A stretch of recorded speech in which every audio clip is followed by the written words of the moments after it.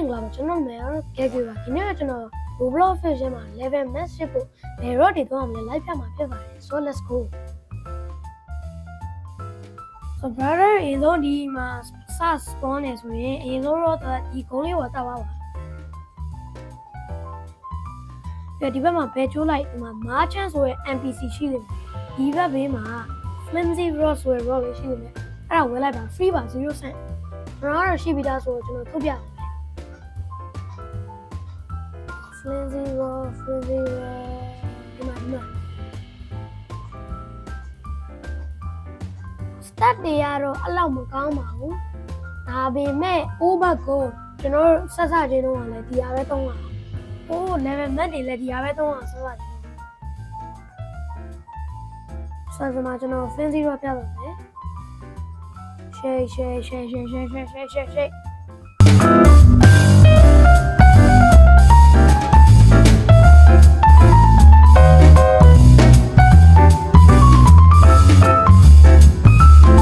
ဆိုကျွန်တော်အခုပြလိုက်တာကတော့ flimsy rod ပါဒါပေမဲ့အခုတော့ flimsy rod တက်နည်းနည်းပိုကောင်းတဲ့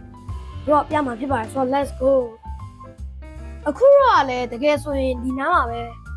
ဆိုတော့ဒီ merchant အိမ်ဘေးနားလေးမှာဒီ carbon rod ဆိုတဲ့ rod လေးတွေမှာ2000နဲ့အဲ့ဒါလေးဝယ်လိုက်ပါကျွန်တော်ကတော့ရှိပြီလားကျွန်တော်ကတော့ပြပါမယ် carbon rod မှာလဲ carbon rod ဘယ်ရောက်လဲအော်ဒီမှာ carbon rod okay so carbon rod ကျွန်တော်အဖွက်ပြီး9မြပဲဝင်ဖြစ်ပါတယ်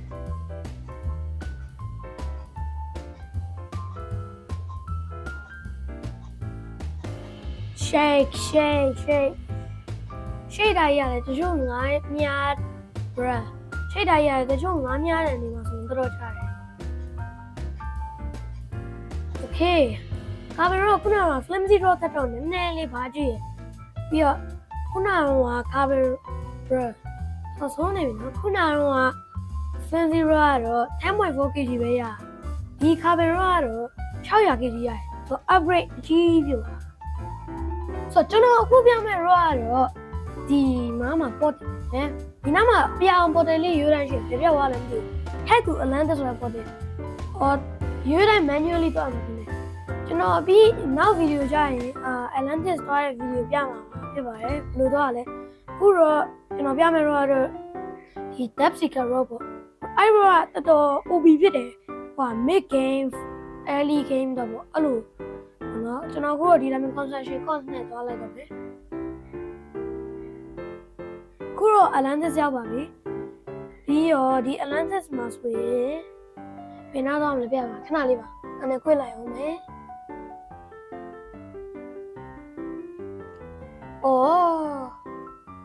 ဆိုဒီနားမှာအဲ့နားလေးမှာမားချက်ဆိုတဲ့ amazing တွေ့လိမ့်မယ်တွေ့ bro ရေတော့ဆုံးနေပြီနော်ကျွန်တော်ဘာတွေပြောမိနေလဲမသိဘူးဒီမားချက်နားမှာ ID အပြာရော လေးရှိနေတယ်အဲ့ဒါလေးဝယ်လိုက်ပါ4000နဲ့4000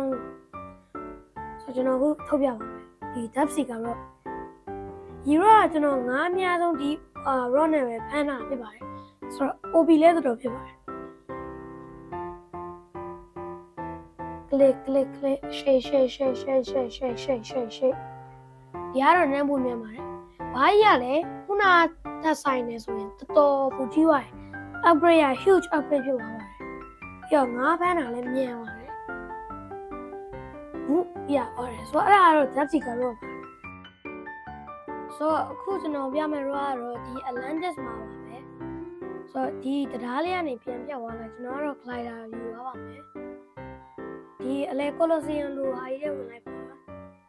ပြီးတော့ဒီနားတနေရာမှာကျွန်တော်လိုက်ရှာ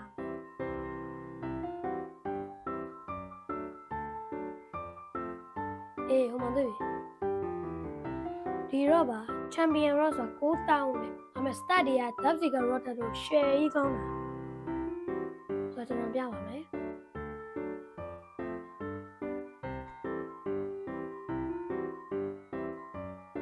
ဒီမှာပါ champion rod equip ပြီးတော့ငါသွားမြရမယ်ရတယ်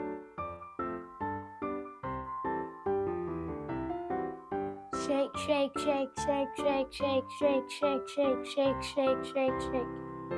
okay ဘာကတော့ခုန depth စီကတော့ထနည်းနည်းလေးတော့ကြီးရတယ်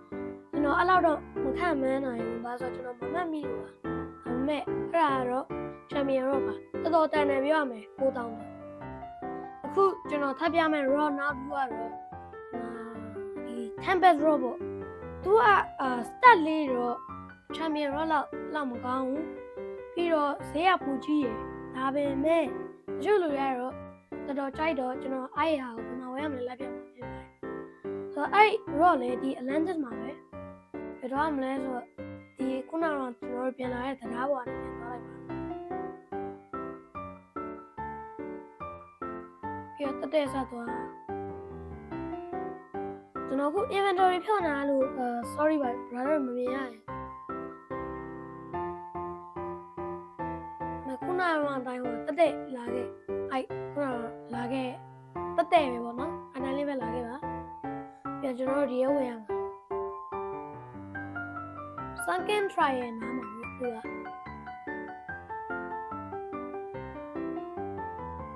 ဆိုတော့ဒီဘောကနေဖြတ်သွားလိုက်ဟိုဘက်ကနေလည်းသွားလို့ရပါတယ်ဒါပေမဲ့ကျွန်တော်ကတော့ glider နဲ့ပုံမြန်ချင်လို့ဆိုတော့ဒီကနေရောက်ပြီဆိုရင်ဘယ်ချိုးလိုက်ပါဒီမှာ Tempest Rock တွေးလိမ့်မယ်9သိန်းနဲ့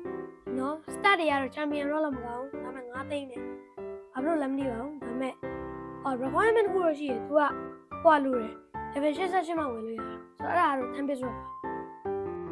ဆိုတော့အခုတော့တခြားကျုံသွားအောင်ဆိုတော့အဲ့ကိုအရင်ဆုံးသွားလိုက်ပါဦး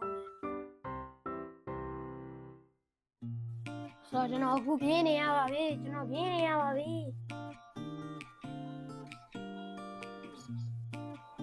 Okay ဒီ Atlantis ရဲ့ပြန်လာ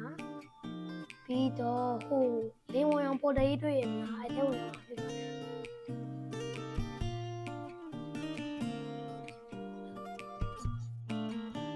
တော့အဲ့ဆိုရင်ကျွန်တော်တို့ဒီမှုစုပြန်ရောက်ပြီအရင်ဆုံး list spawn လိုက်ပါမယ်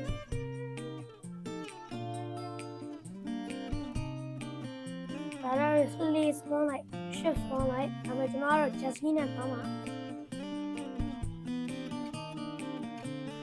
စစ်ပြီးတော့ဘယ်တော့မလဲဆိုဘူးစောနေသားပြီဆိုရင်ညာဘက်ချိုးလိုက်ပြီးတော့ဟိုမှာ Statue of Sovereignty ဆိုပြီးအဲ့ကိုသွားလိုက်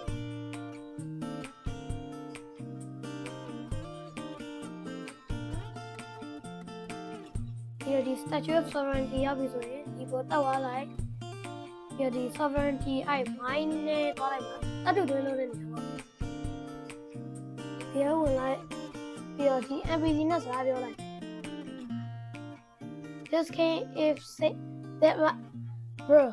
okay how much လို့ပဲမေးလိုက်ပြီးတော့400ကျပ်တောင်ဖြစ်တယ်400 credit အတွက်အဲ့ဒါဝယ်လိုက် token တစ်ခုပေါ့ပြီးတော့အဲ့ elevator ထဲမှာထည့်လိုက်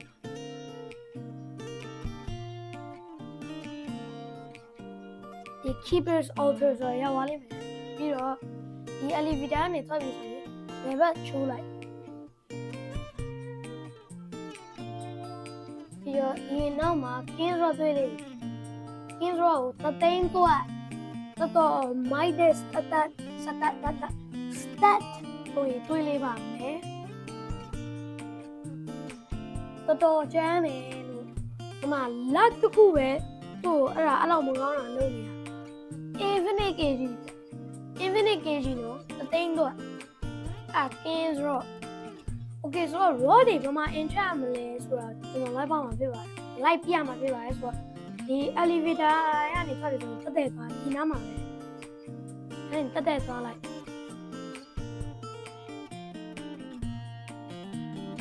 ဒီမှာဒီ wine လေးတွေ့လိမ့်မယ်ဘာလို့ရမလဲဆိုတော့အမ inventory ဖွင့်လိုက်ရင်ပြီးတော့ cosmic relic တောင်ဖြစ်တယ်ပြရ enchant relic ဆိုရှာလိုက်Enchant Relic ဆိုတာဟိုနည်းနည်းတော့ခတ်တယ်ယူဖို့ခတ်တာဆိုတာတချို့လူ give ပေးတယ်ပေါ့ပြီးတော့ဝယ်လေးရတယ်ကွာအဲ့ရနဲ့အဲ့မှာ Enchant လုပ်လိုက်ရင်ရတယ်ဆိုတော့ကျွန်တော်အခုပြထားတဲ့ raw တွေအကုန်လုံးကတော့ brother တို့ level max ထိတော့မဟုတ် level 1000လောက်ထိတော့ရအောင်ကူပြီး level 1000ရရင်တော့ brother တို့ဘာဖြစ်မလဲဆိုတော့ level 1000ရရတယ် gain ရဘာလို့ Seraphim Rod ဆို OB Rod တခါတည်း automatically ပေးလိမ့်မယ် automatically ပေးလိမ့်မယ် Iron နဲ့တော့ level max ရအောင်လုပ်နိုင်တယ်လုပ်လို့ရတယ်ဒါပေမဲ့နောက်ဆုံး throw ဖြစ်ပြီးတော့ OB Rod လိုက်ဖြစ်မှာthrow ဖြစ်ပြီးတော့ throw လုပ်လို့ရရဲ့ OB Rod လိုက်ပြမှာဖြစ်ပါတယ်ဆိုတော့ let's go ဆိုတော့ဘာလို့မလဲဆိုတော့အရင်ဆုံးဒီ elevator နဲ့ပြန်ဆင်းလိုက်ပါပြီးတော့ဒီတက်တူတွင်းလုပ်တဲ့ မိုင်းရဲ့ကနေပြန်ဖတ်လိုက်ပါ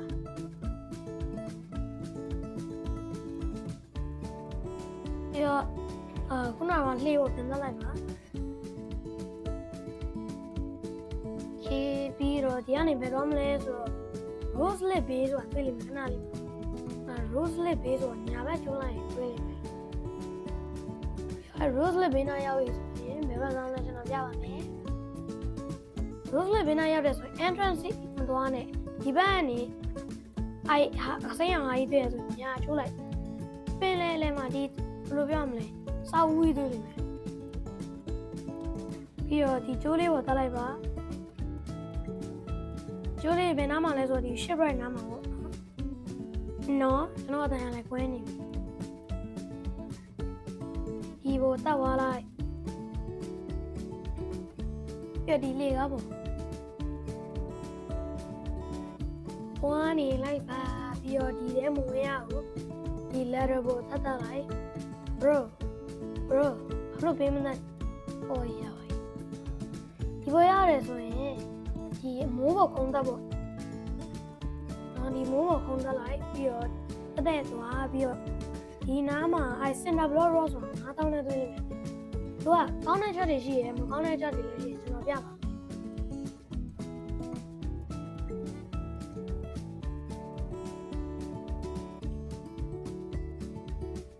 အောက်ဆုံးဝါလိုက်ပါဦးမယ်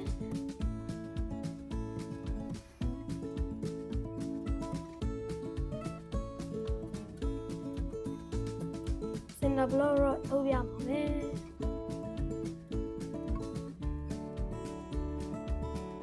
Equip cinder block rod ဆိုတော့သူကရှေ့ရတော့တော်ကြတယ်ဘာလို့ဆိုတော့ lure speed ကနေလို့ပြီးတော့ progress speed လည်းကျွန်တော်ပြင်ပြပါမယ်အမှ900ပါဆိုရင် progress speed လည်းတော်တော်နည်းတယ်ဟိုနည်းတယ်ဒီမှာရှိုးလိုက်အောင်အရန်တယ်ဘာရပြည့်နေတာမဲ့သူကကောင်းတဲ့ငါပြပြမကောင်းတဲ့ငါပြပြဘာလဲဆိုတော့ progress speed နဲ့ lure speed ကနည်းတယ်ဆိုတာဘလိုနည်းတာဆိုရင်မြန်တာမဟုတ်နည်းတာဘာလဲဆိုတော့နေသွားတာဆိုတော့အဲ့ဒါတော့မကောင်းတဲ့ချက်နှစ်ခုကိုမကောင်းတဲ့ချက်ဘာလဲဆိုတော့လာ350ဆိုတော့အရင်များလာကောင်းတဲ့ငါးတွေရတော့တယ်ပြီးတော့ဘာကြီးကအရင်ကြီးရယ်ဆိုတော့ဒီဗီဒီယိုလေးကတော့ဒီလောက်ပါပဲကျွန်တော် fish content creator ဖြစ်အောင်ပို့ပေးချင်တယ်ဆိုရင် like and subscribe လုပ်ပေးပါဆိုတော့နောက်ဗီဒီယိုမှာတွေ့ပါမယ် bye bye